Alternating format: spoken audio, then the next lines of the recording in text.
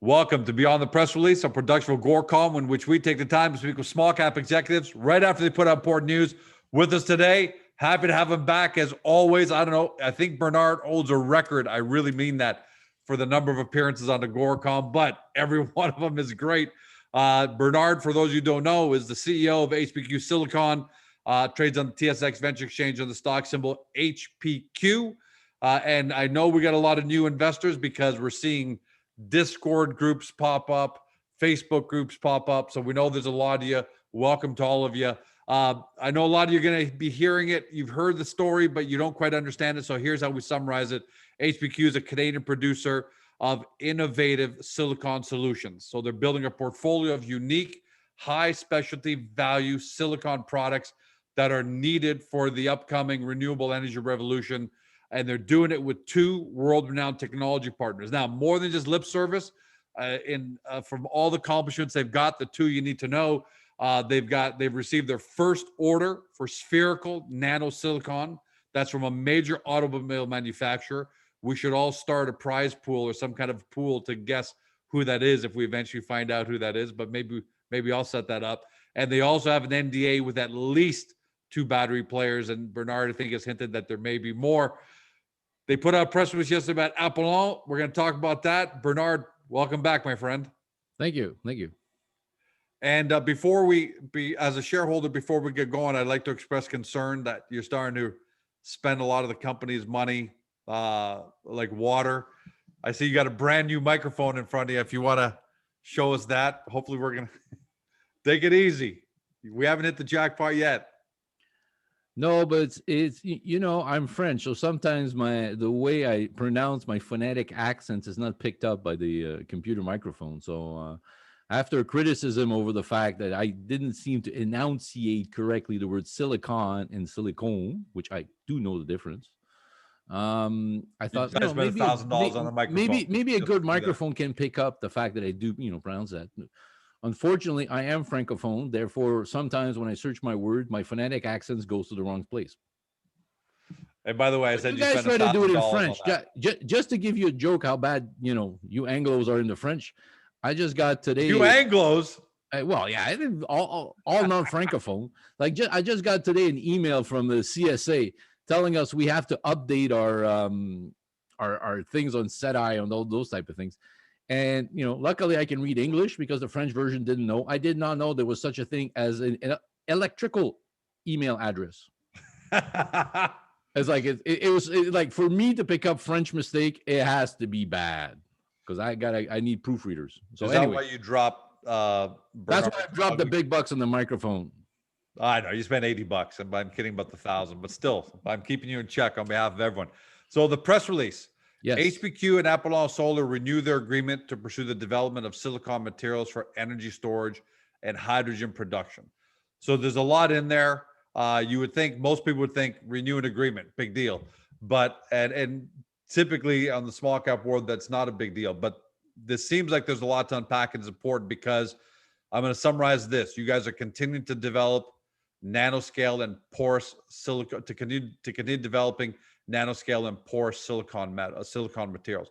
So let's start with the porous. Why is porous silicon such an important goal of this partnership? Okay. You have to understand Apollon is sort of a contractor with to HPQ. So what they do is they do R&D for us. They also, and because they have a very long experience working with silicone, they're basically leader in silicone R&D research and everything else. So there's a lot of things they knew. So there's a lot of great knowledge that they have there. The idea has been ever since we came to the not moving forward with the solar project yet. The fact that they had a patent for what's known as a lower cost process to make porous silicone became very interesting. We're right now at the start. Okay, we're not in the middle. We're just at the first step of a battle for silicone dominance in the battery space and other space. Okay, we don't know how that war is going to finish. Is it going to be the silane process where they use the Scylla nano, where they use silane gas, which I don't think so, is going to be the winning part? Is it going to be porous silicone, or is it going to be nanoparticles? I actually believe strongly it'll be nanoparticles than what we're developing with the with PyroGenesis with the nanoreactor. But it'd be foolish of me not to take a look at the porous silicone, especially when we came to realize that if you combine our PureVap QRR process with their process to make porous silicone, there could be potentially a way to make that material economically viable. So I think it would be it would be sort of like a bad idea just to overlook that and not to study it. And at the same time, to use their expertise to send them our nanomaterials that we're producing here in Canada, so we can develop a few other routes. Okay, one of them is, we've mentioned it, the idea of encapsulating. That's what basically Elon Musk mentioned about. So they have some expertise on encapsulating material. So we're doing some R&D tests and encapsulating there. But that's a different encapsulating from the one you announced months ago, where you were going to encapsulate. You encapsulate with PyroGenesis. There's a separate. Just to clarify, encapsulating is encapsulating. All right. What became through is that the PureVap nanoreactor will have a capacity to encapsulate in the same time as we do the nanization. Okay, that's just, so there's an ability to do that in one step, which is sort of like a great advantage. The problem is not the problem. The reality is, right now, I want Pyro to focus on making the nanoparticles, figuring out all that we need to figure out so we can scale this up to commercial scale. So and I've learned something from this is not our first R&D project we're running. If you ask the engineers to try to resolve 7 things at the same time, you'll end up getting nothing done. So you have to focus on one thing. Apollon has an expertise in encapsulating. They have a capacity to do it. So we're using it. So right now, what we've done, and the same process, but you just kind of getting Apollon on it while Pyro focuses on the more important part. It could be the same process. It could be a different process. At the end, we're going to end up getting data point of information. How much is improved in encapsulating? How much it doesn't improve? What you do? This is where we're going with this. So this is just a demonstration of the R&D team that we've built around HPQ. There's PyroGenesis. Apollon has a lot of expertise when it comes to silicone. So they understand a lot of the silicone material in a transformation. Second of all, they have a long lead of experience about using silicone, porous silicone, but basically silicone to generate hydrogen, to extract it from hydrogen. So by continuing our collaboration, we started to put our foot in the door of that very massive industry.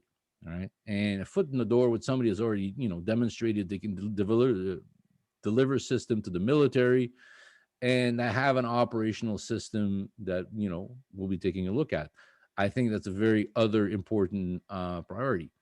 If we put all our eggs into the basket of the battery space, it's going to become a very crowded space. I'm not at all worried about the fact it's going to be a crowded space. I think it's very good that there's more and more people talking about it. But you're being prudent at the same time. But we have a few years of, we will keep our advance for many years for one very simple reason, is that we're the only one that have a new process to make silicone metal.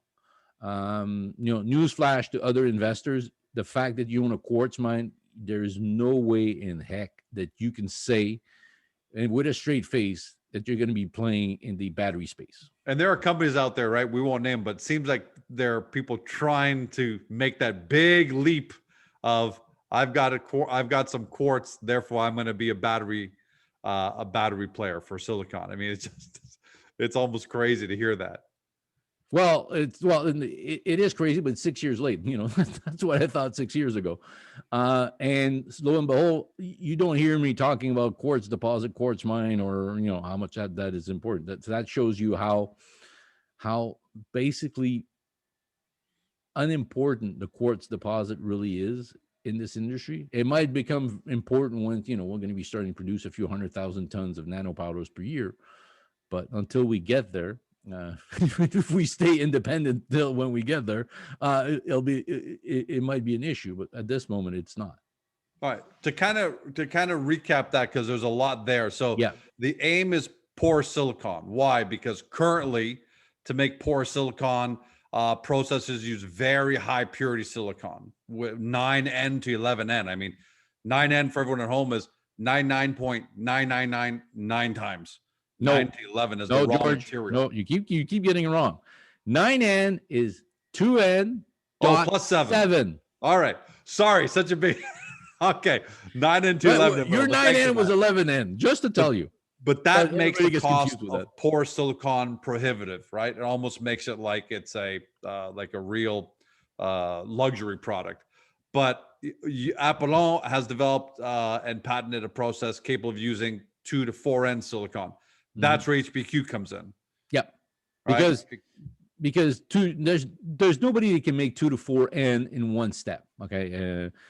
Basically, the metallurgic processes, the one that are out there can barely make 2N. Okay, and I put that in my presentation. The rule of thumb is about 40% of an output of a traditional silicone smelter can be 2N. And the joke is, not the joke, but the reality is that 2N and plus is the market where there is growth. Why is that? Because 2N plus silicone, silicon, okay, is the raw ingredient needed to make silicone. You understand here? I'm talking about two different things, but silicone is made with silicon. Hope I got the phonetic accents right there. And so that's step one, get the porous silicon and make it economically viable, right? So if you guys achieve that, and then that opens up, how big is the market? Before going to applications like hydrogen, how big is the market, or how big do you think the market for porous silicon is going to be? It's going to be it's the same size market we're attacking with the nanoparticles. Okay, it's the same size market, so it's massive. Man. But the thing is, as I keep trying to explain people, we don't want to get involved into the chemistry of making batteries. So every battery manufacturer is going to have their own ways of doing this. There might be some that prefer having, porous silicone to reach their goal. There might be some that prefer nanoparts. There's going to be some that prefer micron size. So it's, if I want to be the leader in furnishing silicone for high-end application, I have to be able to offer the entire gamut of production. All right. Our primary focus with Pyro through HPQ Nano is to be the lowest cost producer of nanoparticle silicone and materials, because we think that's going to be the biggest slice of the industry. This being said, we don't know whether there's going to be porous. Second of all, if we can figure a way to make porous silicone, economical, in the hydrogen space, that's going to be very, very big. So is that your primary application? So if you create porous silicon, you do it with Apollon, you get it done the way you want to get it done, cheaply, one step, 2N, 4N as the raw material. Is hydrogen, you think, the biggest application right now that you're going after? We say it's going to be, for a very simplistic reason. Right now, the low cost material being used to make to do hydrogen through hydrolysis, the ratio is 1 kilogram of material, you generate one cubic meters of hydrogen gas that you then convert into electricity. If you go to nanoparticle silicone, we'll go from 1 kilogram of material to generate 1.4 kilograms, 1.4 cubic meters of hydrogen. If you go to porous silicone, okay, you go from 1 kilogram of material to 2 cubic meters of hydrogen. So wow, the jump is exponential. 100%. The problem is making porous silicone is as expensive as making nano silicone presently is or selling. So probably with our process, fine tuning a few things, figuring different ways. That's what we're working on, and this is where the PureVap QRR perfectly fits in. Okay, because it's small, scalable, and everything else. See, this is where the key issue, and this is where I'm very happy not to have a mine associated with them. I don't have to put my throughput and output based on what my input is going to be of the mine to make the mine economical. We can focus on making projects that are economically viable at the size that the market can take them now and move on further on. For everyone at home, by the way, I want to make sure, some people might be wondering, how do we make the jump from porous silicon into hydrogen? So not to take it for granted, Apollon has developed a process whereby they create a reaction. So they put a powder into water, and that essentially creates and that creates the hydrogen, right? I'm being very basic. Yeah, I'll go a bit more of the basics. Basically, it's a known historical data that if you put nanoparticles of silicone or porous silicone into water, you will create a reaction by hydrolysis where the hydrogen will be extracted from the water. That's a known factor. It is how you harvest and manage and develop this. And this is what Apollon has been spending years of developing and doing it. So it's like anything else, you're looking for lower cost material. So is that a big market right now? Creating hydrogen through this hydrolysis process, mixing essentially a powder and water? Or do you guys expect, and does the research show that that's going to be a massive market going forward? Well, that's going to be a massive market for multiple reasons. It's like the first system. I'll be talking more at another time. It grants you independence from the system. Okay, right now from the grid. From the grid. So that's one issue. Right now, if you're trying to make hydrogen, you basically use expensive hydrolysis system where you have electricity to try to extract it and all those type of big industrial process, and then you create a hydrogen in a form that's going to has to be stored in a tank and then delivered. It's not that it's not efficient, but that's just the way it is. With our system, we will be closer to basically closer theoretically to when you put fuel in your car. Okay, you put fuel in your car, you turn the ignition and work. Our process is you put the powders into water, you start generating hydrogen, and then that hydrogen is converted into electricity through and you literally do it right in front of you, almost like making almost like a coffee machine. Yeah, the first that's the amazing part. So the first machine is the size of a coffee machine, doesn't generate a lot. Now, I'm not getting into too much technicalities, but this seems to be a technology that's going to be better as it scales up, as you make it bigger and everything else. That's tech in general. Yeah, that's great, right? That means that so the biggest applications, we know, Bernard, that Apollon has a program with the French military because soldiers need to generate power in the middle of nowhere sometimes, right? Yep. I guess other applications could be, thinking in the TSX venture world, mining companies are often have mining camps in the middle of nowhere, right? And they're not anywhere near the grid, but they've got water because they got streams and lakes and things like that, and they can just carry the power. Yeah, it doesn't even need fresh water. The military version was designed to work all the way to urine, so it's basically designed to use recycled water. So it's an exciting field. Okay, it's a massive field, and it's just our timing is serendipitous, literally. Okay. Do you think it's to the point where we can power, maybe not entire houses, but we can power generators? Right now, generators require you to either use diesel or you got to be hooked up to natural gas. Do you think we get to the point where generators for homes and buildings can work off of this? I believe we will get there. The issue has always been, if the cost model doesn't make any sense, people are not really going to develop it. Of course, yeah. And the barrier to entry to that was the cost of the raw ingredients to allow the extraction of hydrogen.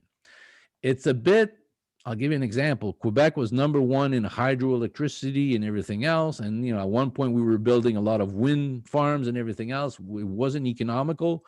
And people were pissed because basically, the water was helping out, paying for the wind. Now wind processes system have become so efficient and economical, they're actually cheaper than hydroelectricity. Didn't know that. The same thing is going to happen, okay, with hydrogen. And we are at the forefront of this because we focus on doing the nanoparticles of silicone. So as soon as during 2021, we start producing material samples, it's going to go to more and more research lab. Apollon is going to give us some feedback, but we're also going to be working and developing some commercial scalability to this. So the key point is we're focused on making the silicone material that the green energy revolution which we're entering, okay, is definitely going to need. And And we that's have a more than just lead. words now, right? That's more than just words. We used to hear the green energy revolution. That was more like a wish, but now we're going headstrong into it for two reasons. Well, One, we've always been headstrong into it. Okay, it's just that now is the time to start talking about it. Through our sixth renewal of Apollon, that's how we became this, because when we started to work with them, they were starting to develop that technology. So that's why we couldn't talk too much about it. Now it's gotten to a point where it's commercial. We've developed, we've created a relationship. They're shareholders in HPQ. They're very, very happy about the trajectory the company's taking, where we're moving forward. So that's where it's going. So we've developed a business relationship with them, which is very mutually beneficial. Okay. We could continue to work without them, but they would have a harder time not working with us right now, because a lot of the process they work need the silicone that we're developing and doing. But it's been going well. It's going to continue. Well, that's why I got a devil's advocate. I do got to ask you one question. I keep seeing, I think we kind of mentioned once before, but we keep seeing that this agreement with Apollon keeps getting renewed for 6 months at a time. So devil's advocate, given the fact that you both need each other, not need, but you're perfect fit there. And Apollon might even need you a little more, because right now they're using very expensive 9N and 11N silicon in order to make their porous silicon, in order to get to the hydrolysis, right? Mm-hmm. Why 6 months? Why not just say, hey, we've gone down this road, we've been together for 3 years or so, let's just do a 2-year agreement now, and that way we can just barrel ahead without having to. Should investors be concerned at all that July 1st maybe one of you changes your mind, because this expires on June 30th, 2021? No, I'm not worried about it. Like, for me, 6 months, 12 months, it forces us. By the way, there's an advantage. It sort of forces, if you take a look at it from the first agreement to where we are now, it's completely changed. So it forces us to keep looking at where we can generate high values.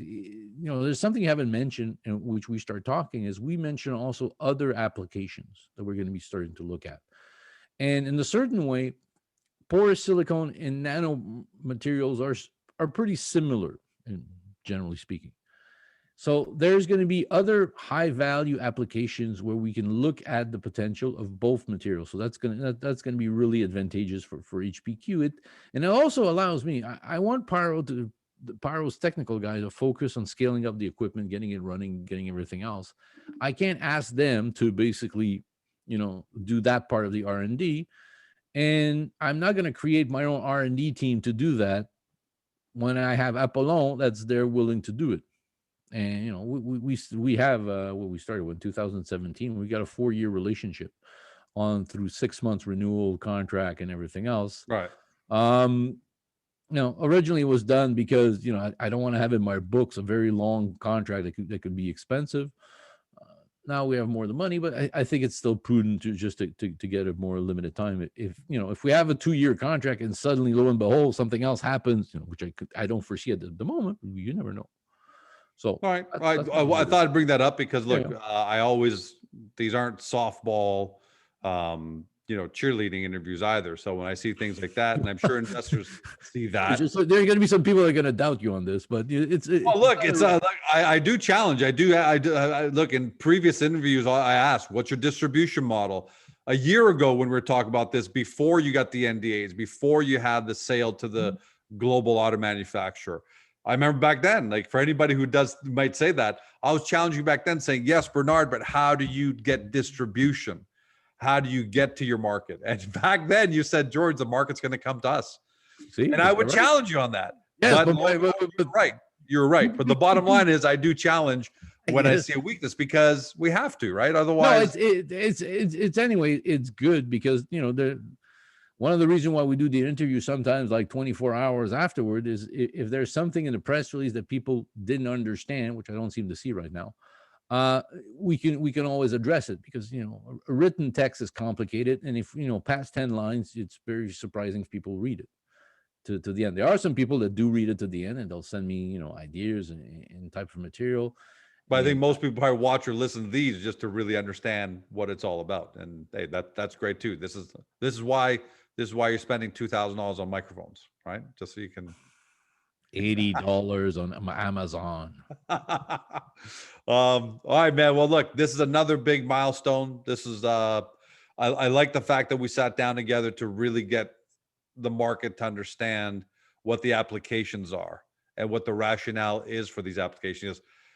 The one thing that becomes clearer and clearer to me is that things like hydrogen, that up until now none of us really touch or relate to. We hear about it, we see about it, but there's, through this relationship with Apollon, there's a chance that we're going to see hydrogen products at our homes.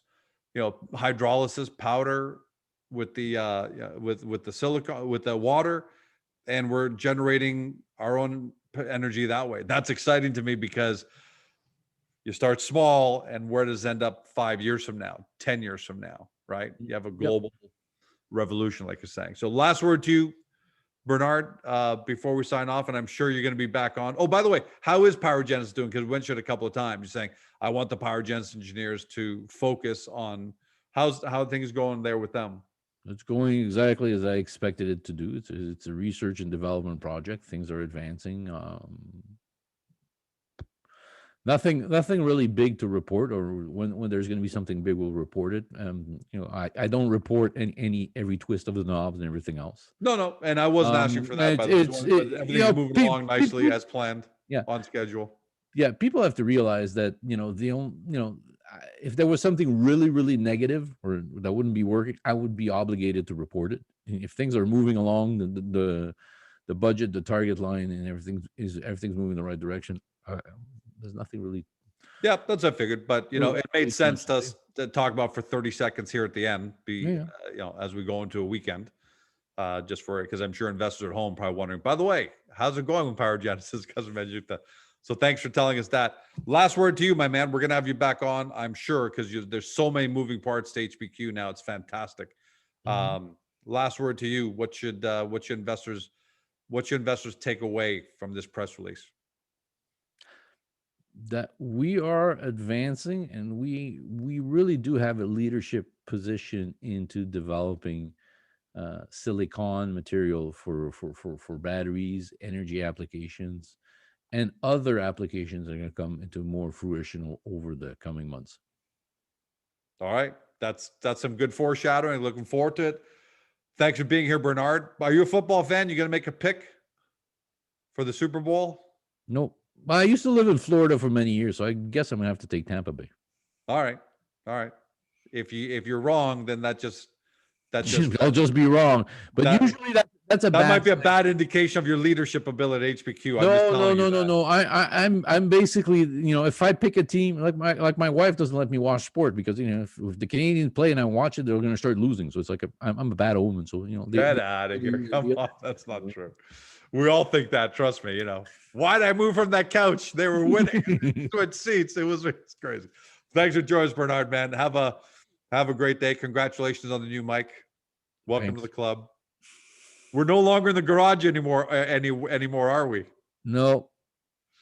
That's an inside joke for people. 5 years ago, there was one investor, right, Bernard? There was one investor who said, "You guys look like you're in your garages." Or I think they're saying more about me. It's like George looks like he's in a garage. So one of these days we're going to change his background. The garage. Certain milestones, and we've punched through. We'll do the garage show behind us. But until then, everyone, have a great day. See you next time.